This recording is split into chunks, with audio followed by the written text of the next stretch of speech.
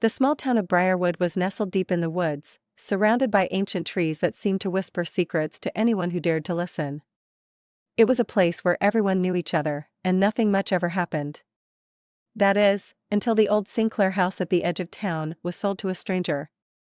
The house had been abandoned for decades, shrouded in rumors and ghost stories.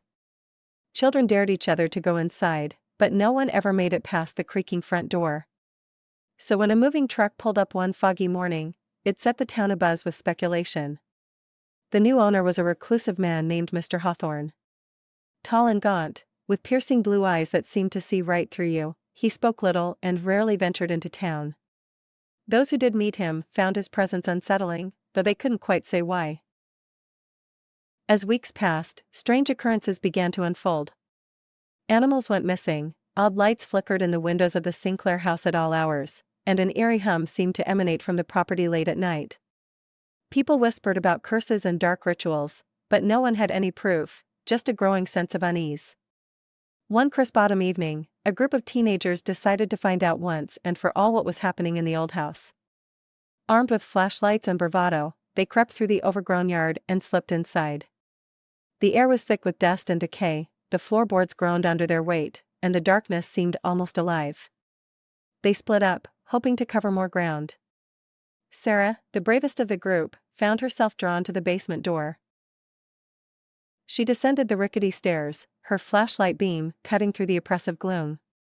As she reached the bottom, she saw it, an ancient, ornate mirror standing against the far wall, draped in a tattered black cloth. Compelled by a force she couldn't understand, Sarah approached the mirror. She hesitated, then pulled the cloth away, revealing a surface that seemed to shimmer and ripple like water. Her reflection stared back at her, but there was something wrong. The eyes were too wide, the smile too sharp. Before she could scream, the mirror's surface rippled and a hand shot out, grabbing her wrist with an icy grip. Sarah struggled, but the hand was impossibly strong. It pulled her towards the mirror, and she felt herself being drawn in, the world around her warping and twisting. Her friends, hearing her muffled cries, rushed to the basement. They saw Sarah halfway through the mirror, her eyes wide with terror. They grabbed her arms, pulling with all their might, but the mirror fought back, its surface rippling violently. With one final, desperate tug, they yanked Sarah free.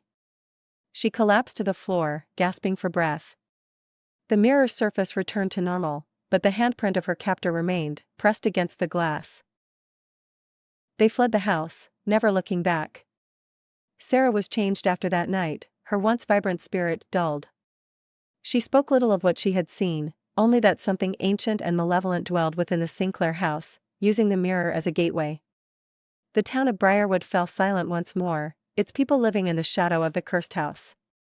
And as for Mr. Hawthorne, he disappeared without a trace, leaving behind only the sinister relic that had claimed so many lives. The mirror remained, waiting for its next victim, a reminder that some doors should never be opened, and some secrets are better left buried.